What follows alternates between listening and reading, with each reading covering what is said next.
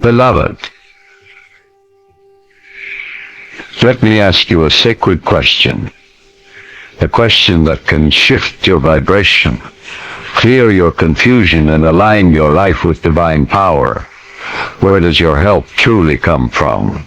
Is it from your paycheck, your plans, your connections? No. No. 1,000 times no. Your help comes from something infinitely greater. From the unseen. From the ever-awake. From the divine mind that called galaxies into being and still remembers your name. Today, you are not just going to hear words, you are going to activate spiritual law. You are not simply listening to Psalm 21. You are stepping into its frequency, and once you enter this vibrational field, nothing around you will remain the same. Because when you truly lift up your inner eyes to divine reality, not outer appearances, you break the spell of fear, lack, confusion, and defeat. So sit back, open your heart, and breathe in this truth. You are about to discover the God who guards you day and night, now and forevermore. Lift up your inner eyes to divine reality, not outer appearances.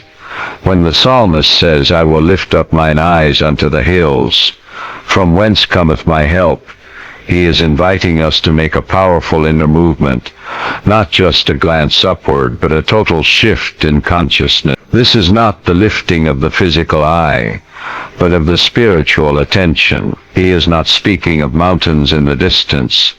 He is speaking of a higher dimension of thought, a deeper reality that exists beyond what the physical eyes can see. You see, your outer circumstances are not your truth. They are the echo of your former beliefs. The visible world is the world of effects. The invisible realm is the world of causes. What you hold in your consciousness eventually forms in your experience. And so, when you lift up your eyes, you are choosing to stop looking at the facts and start tuning into the truth. You are choosing to turn your gaze from fear to faith, from limitation to source, from problem to principle. The hills symbolize elevated thoughts, states of divine awareness. They represent the realm where truth lives, where the divine ideas of peace, abundance, healing, and safety are eternally available. When you lift your eyes there, you rise in vibration. You tune into the frequency of the answer. You no longer beg for help. You become a receiver of the help that is always present. Now understand, this lifting is not passive. It is a spiritual discipline. When you feel the gravity of worry pulling your eyes down, you must intentionally look up, not with your physical sight, but with the vision of your heart. When problems scream for attention, when reports come in from the world, when your senses report danger, this is the moment to lift. This is the hour to ascend. This is the sacred turn of the soul that changes everything. You may ask, but how do I lift up my eyes when everything around me is falling apart? You do it by remembering this. What you see is not all there is. Your outer world is not final. The infinite intelligence that governs the stars also governs your life. The same power that guides galaxies also guides your path. But you must look to it. You must attune to it. You must believe that the highest truth is more real than the current appearance. When you begin to lift up your inner gaze, something subtle but mighty begins to occur. Peace starts to replace panic. Strength quietly enters your soul. Ideas start flowing in. Hope starts rising. And most of all, you begin to see from the standpoint of the answer, not the problem. You are no longer stuck in the valley of reaction. You are now operating from the hilltop of revelation. This is the same secret the mystics and prophets knew. This is what the great healers did. They did not see sickness. They saw the truth of wholeness. They did not see lack. They saw divine supply. They did not see threats. They saw the presence of a guardian. This is not denial. It is spiritual defiance against illusion. It is saying, I know what I see, but I trust what I know, and what I know is that God is my reality. So when you lift up your eyes, you are activating the law of alignment. You are bringing your conscious mind into harmony with the divine order. You are tuning the instrument of your awareness to the pitch of heaven. And when that happens, the outer world begins to reorganize. Not because you forced it, but because you aligned with the higher pattern. The moment you lift, the shift begins. This is why you must not stay fixated on the valley. Don't obsess over the terrain of trouble. Don't let the problem hypnotize you, because whatever you focus on, you feel. Whatever you observe with emotional intensity, you energize. But when you lift up your eyes, you withdraw energy from fear and pour energy into faith. You starve the problem and feed the solution. You disengage from the lie and empower the truth.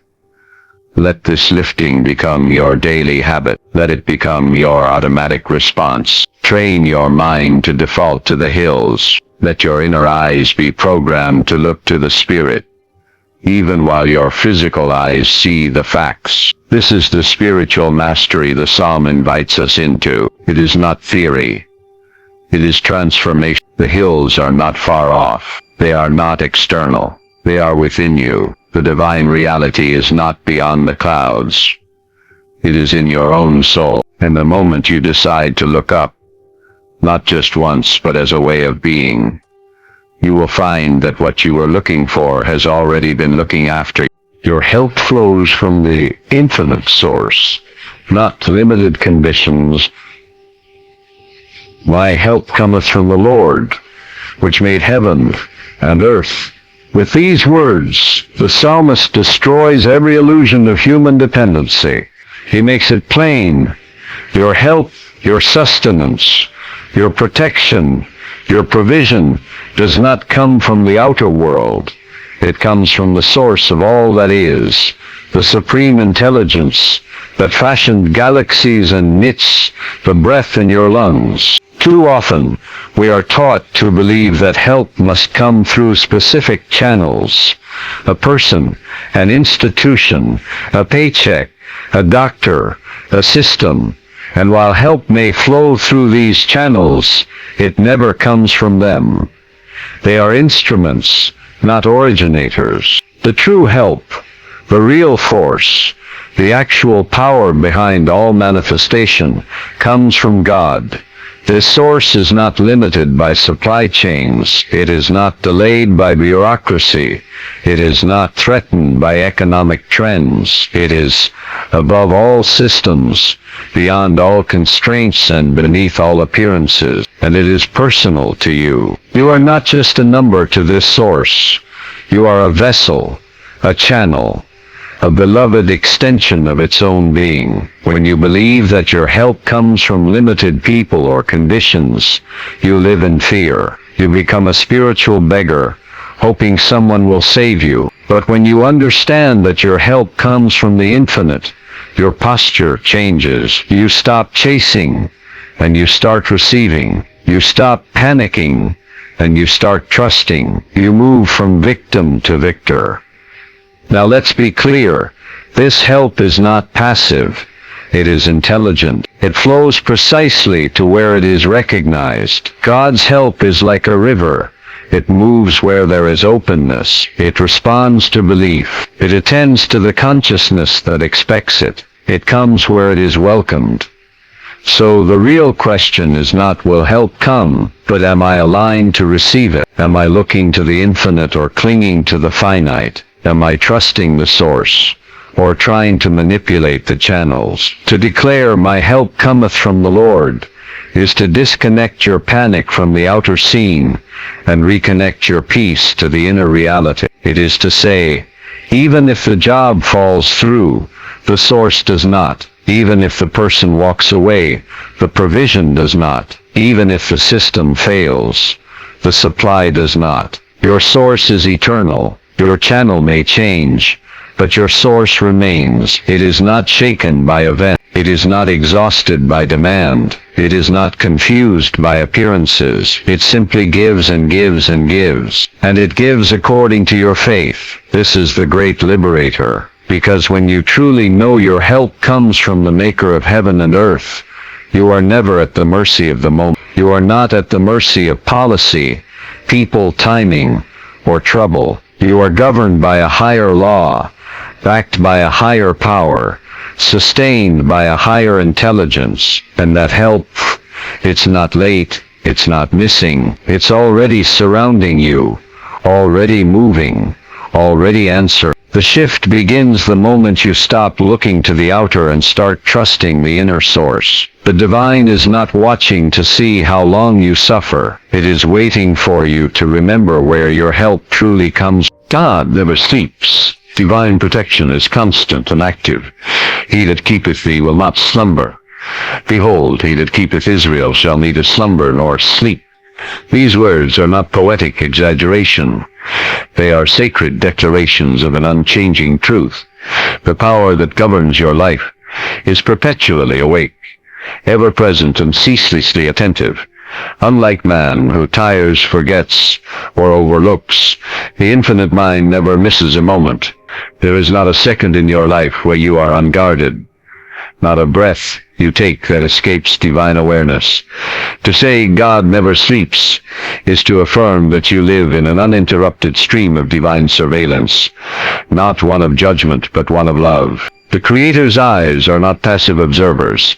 They are radiant with intelligence, flooded with light, pulsing with care. While the world sleeps, while others withdraw, while the circumstances of life change, the watchful presence remains unwavering. It does not blink. It does not rest. It does not turn away. This truth carries deep implications. It means you are not vulnerable. Not truly. You may walk through the valley, but you do not walk alone. You may face shadows, but you are never even in your moments of unconsciousness, when you are unaware or overwhelmed. The one who watches over you is neither surprised nor unprepared. There is a spiritual safety net woven beneath every step you take, and that net is maintained by one who never grows weary. When you understand that divine protection is not intermittent but constant, your entire nervous system begins to relax. You cease striving to control every outcome. You stop panicking over what might happen, because you realize someone greater already sees what is and what shall be. You walk, not with arrogance, but with assurance. You know that you are not simply walking into the unknown. You are walking into a space already filled with divine awareness. This constant protection is not limited to physical safety. It includes emotional guidance, spiritual prompting, and intuitive warning. Sometimes what we call gut feeling is the whisper of the watcher who never sleeps. It is the quiet nudge that redirects your path, the sudden clarity that saves you from harm, the unexpected delay that protects you from what you could not foresee. It is the invisible hand of God gently moving the pieces into place, even when you are unaware that you are being kept. And here is the great paradox. This watching is entirely non-intrusive, yet infinitely involved. God's wakefulness is not anxious or controlling. It is peaceful omniscience. It is the presence of a loving shepherd who does not herd by force, but guides by truth. And his vigilance is not based on your worthiness, but on your oneness with him. You are watched over, not because you earned it, but because you are part of his divine expression. When storms rage outside and chaos swirls in the world, remind yourself God is awake. The systems of man may falter, the plans of people may collapse, but the power that keeps you is not sleeping. It is not shocked. It is not confused. It is not caught off guard, and because it sees everything, it prepares everything. Before a need arises, the supply is already present. Before the danger forms, the detour is already written. This is not fantasy. It is spiritual law in motion. Now consider this.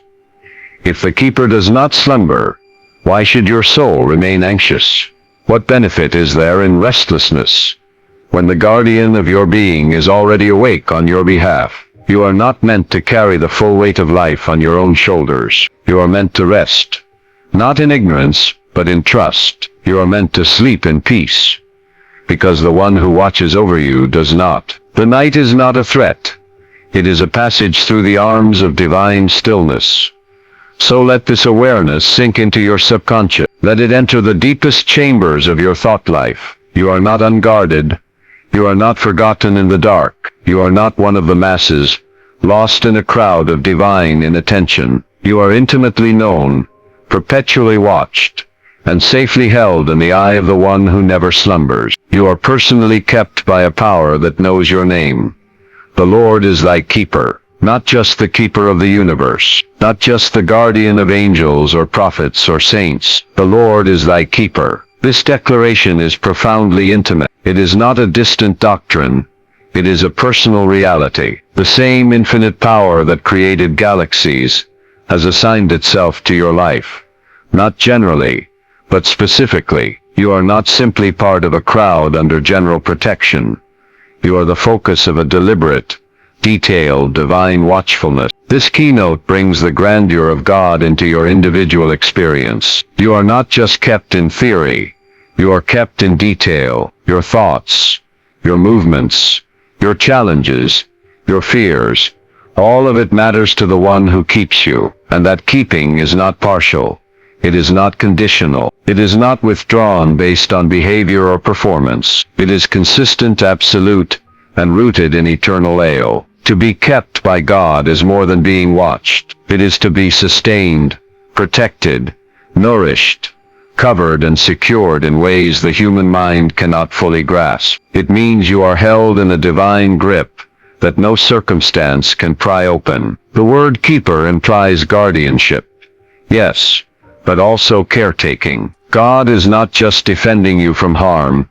He is actively cultivating your good. He is maintaining the integrity of your life. In the ancient world, a keeper was someone who guarded a treasure, tended a vineyard, watched a flock, or cared for a sacred object. These tasks were not casual. They were assignments of value. To be a keeper was to take responsibility for the outcome. So when Scripture says the Lord is thy keeper, it means God has taken divine responsibility for your outcome. You are his assignment, not out of duty, but out of delight. This keeper is not passive. He does not merely wait for you to ask. He anticipates your need. He moves before the threat. He prepares a path where there was no path. You may think you are walking alone, but behind every breakthrough, behind every closed door that was mercy, behind every moment you were spared unknowingly, there was the keeper at work. And this keeping applies to all domains of your life. He keeps your body with health. He keeps your mind with clarity. He keeps your emotions with peace. He keeps your spirit with truth. Even when you falter, when you forget, when you wander, the keeping continues. You are not lost because you strayed. You are kept because he stays. The modern world trains us to be self-reliant, to fend for ourselves, to trust only what we can measure. But the truth of the keeper breaks through all that illusion. You are not meant to carry life alone. You are not meant to navigate solely by logic. You are meant to walk with the knowing that someone beyond your understanding is preserving you, not out of obligation, but out of unfailing love. This knowing brings freedom. You no longer have to earn safety. You live in it. You no longer have to force provision. You are kept within it. You are no longer a spiritual orphan. You are watched, guided, and guarded by a power that knows your name, your story, your struggle, and your purpose. So every time you feel the grip of fear tightening, return to this truth. The Lord is my keeper. Say it softly. Say it firmly. Say it until your nerves respond. Say it until your doubt bends. Let the words become your rhythm. Let them echo in your spirit until you no longer wonder if you are supported. you know you are. No force by day or by night can overpower divine shelter. The sun shall not smite thee by day, nor the moon by night. These are not idle poetic lines. They are coded spiritual truths. The psalmist is not merely talking about the elements of nature. He is referencing the full spectrum of life's conditions, both visible and invisible, both external and internal. By day represents the tangible, loud and obvious pressures of life, the daily grind, the scorching trials, the aggressive challenges that glare at you like the sun. By night refers to the subtle, hidden battles of the soul, the psychological burdens, emotional turbulence, silent fears and inner unrest that arrive when the world grows quiet and the shadows begin to speak. This declaration means there is no hour, no condition, no spiritual climate in which the divine covering over your life is inactive. There is no time zone where God's protection lapses. The heat of day and the chill of night, both extremes, are powerless before the spiritual canopy that is laid over your being. The external pressure and the internal storm cannot penetrate the layer of divine preservation that wraps around your existence like light around a flame. What does it mean when we say the sun shall not smite thee? It means that even the things that burn others, even the pressures that overwhelm common strength, cannot consume you. The same sun that withers another's resolve cannot destroy yours because your inner atmosphere is conditioned by spirit. You are not at the mercy of environment. You are governed by inner alignment.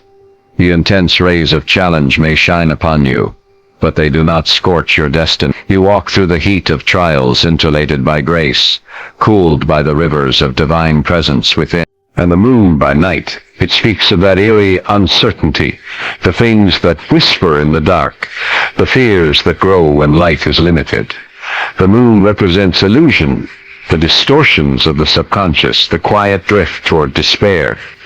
It is the time when outer lights dim and the soul faces its internal scripts. But even here, even in the night, you are not struck. You are not smitten by suggestion, fear, doubt, or illusion. The divine shelter holds you fast. The same presence that watches you by day does not vanish when the lights go out. It becomes even more intimate. So often people live with a dual consciousness. They feel secure in the daylight, when things are visible and logical, but become unstable in the night hours, when clarity fades. But this verse tells us divine protection is not dependent on visibility. It does not waver with your awareness. God's keeping power is not subject to the sun's position or the moon's phase. It is eternal, uninterrupted, and wholly sufficient. This understanding frees you from fear of extremes. It delivers you from the tyranny of circumstances. The world may shift, the atmosphere may change, the pressure may increase, but no smiting force, no visible or invisible condition has the authority to override the divine shield that encases your life. You are not fragile in the day. You are not exposed in the night. Your life is held, covered, sustained, 24 hours a day, in every realm and every condition.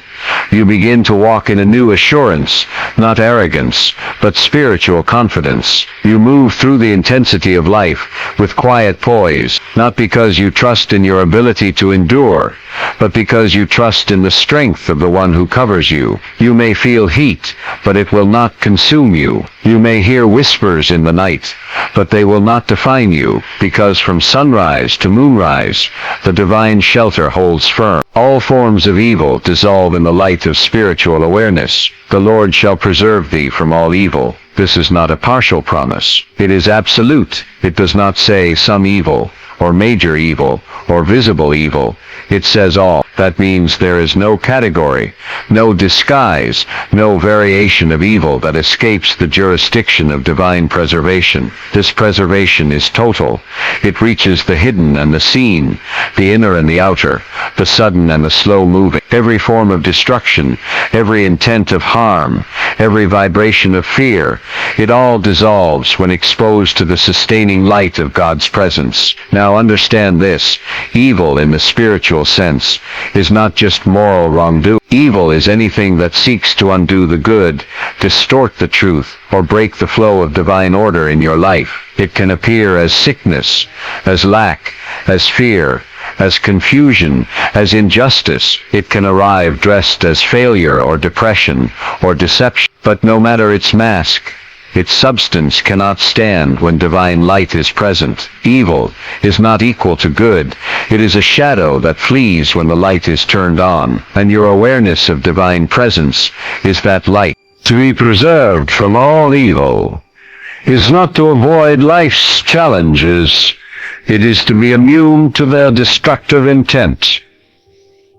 You may walk through the valley, but you are not consumed by it.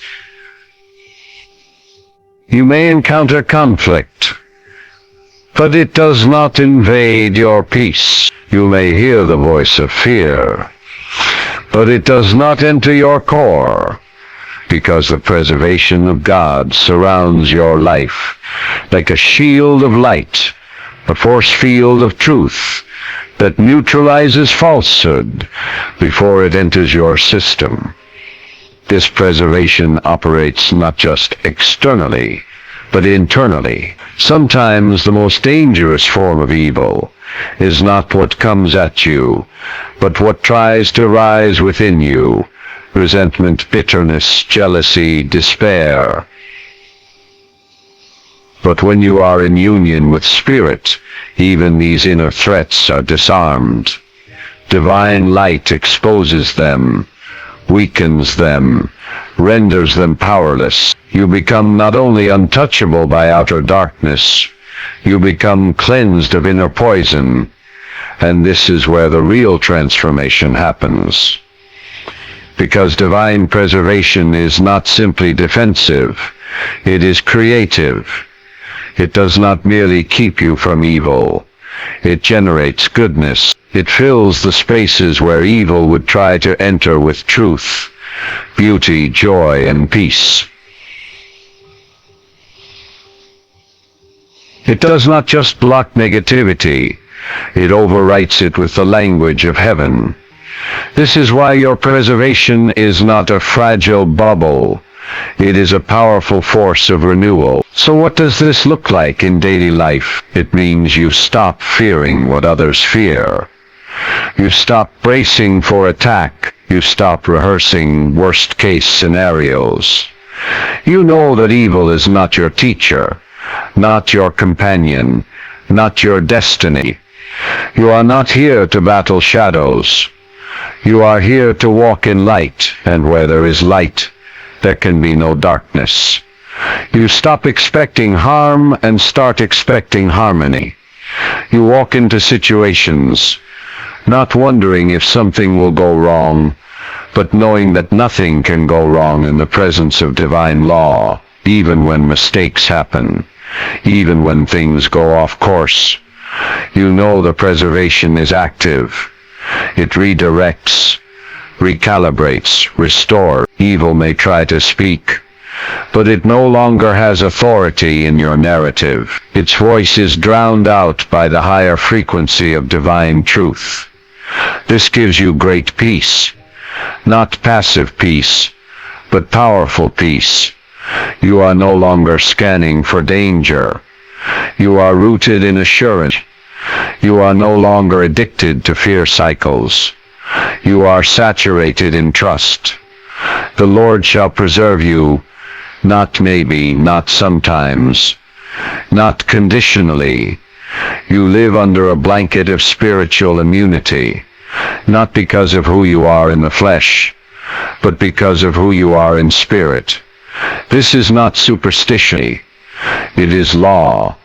It is the spiritual law of preservation, the active, dynamic principle that dissolves all forms of evil in the presence of truth. And as you walk in the awareness of this truth, Evil loses its disguise, it loses its weight, it loses its grip. It cannot live in the atmosphere of divine knowing. It simply fades, collapses, dissolves, because it cannot coexist with the light you now carry. Your soul is guarded in its deepest chambers by the Eternal. The soul is your inner sanctuary, the seat of your thoughts, emotions, will, and spiritual memory. When Scripture declares that the Lord shall preserve your soul, it is affirming divine custody over your inner life. Not just your circumstances, but your very essence is under supernatural protection. God doesn't only keep your outer journey, He guards the sacred chambers within, where fears, desires, and wounds often hide. His preservation reaches past masks and habits, into the hidden places of pain and potential, shielding your spirit from fragmentation, guiding your mind back to stillness, and keeping your emotional waters calm when the winds of life rage. Every step you take is tracked and shielded by divine order. The Lord shall preserve thy going out and thy coming in. This means your entire journey, every movement, every transition is under divine surveillance. Whether you step into uncertainty or routine, into sorrow or joy, there is a presence already waiting. Your going out is not random. Your coming in is not accidental. There is a sacred choreography unfolding, with every step, each one guided by a mind that sees the end from the beginning. You do not walk into chaos. You walk into divine coordination. Your path is traced with precision, and though you may not always see the pattern, it is held in perfect order by the keeper of your destiny. Your protection begins now, not later, not someday. From this time forth is a divine timestamp signaling that the moment you awaken to truth, the law of preservation activates. You don't have to wait for spiritual maturity, for external change, or for a better version of yourself. The now is holy. The now is potent. God doesn't delay His keeping power. He responds to consciousness. The instant you shift from fear to faith, divine protection begins to flow. Right where you are, in the middle of your process, the shielding presence surrounds you. Grace doesn't require perfection. It responds to recognition, and your present awareness is the opening through which divine safety rushes in. This divine guardianship is unbreakable, unending, and forever. Even forevermore seals the promise in eternity. There is no expiration date on divine care. What God begins, He sustains. This guardianship is not seasonal or conditional. It is eternal. It does not flicker when you falter, nor fade in the night of trial. It is fixed, unwavering, and deeply personal. Forevermore means you are held through every phase, birth, growth, decline, and beyond. The same hand that formed you in the secret place is the hand that guides and guards you into infinite continuity. This keeping is not based on your grip on God, but His everlasting grip on you. You just journeyed through the divine dimensions of Psalm 21, a spiritual blueprint for absolute protection, unwavering peace, and limitless preservation. You now know, with clarity and conviction, that your life is not at the mercy of random events. You are not walking blind. You are not fighting alone. You've seen that your help doesn't come from people. It comes from the infinite source. You've learned that God never slumbers, never withdraws, never misses a moment. You felt the truth that you are personally kept, not generally watched, but individually guarded. You've received the revelation that no force by day or night can override the shelter wrapped around your being. You've come to realize that every step you take is ordained, tracked, and blessed. You've awakened to the now power of spiritual protection, that your preservation is not later, not someday, but now. And finally, you've anchored your soul in the eternal assurance that this guardianship is forevermore, unbreakable, unshakable, and this is not wishful thinking. It's divine spiritual law. And once you align with it, life stops happening to you and starts happening through you. You're not just a survivor. You're an heir to infinite security. Let this word dwell in you richly. Speak it, live it, trust it. And if this teaching stirred your spirit, anchored your heart, or brought light to your path, then share it. Bless someone else with what blessed you. You've been listening to where spirit meets certainty, and truth becomes transformation.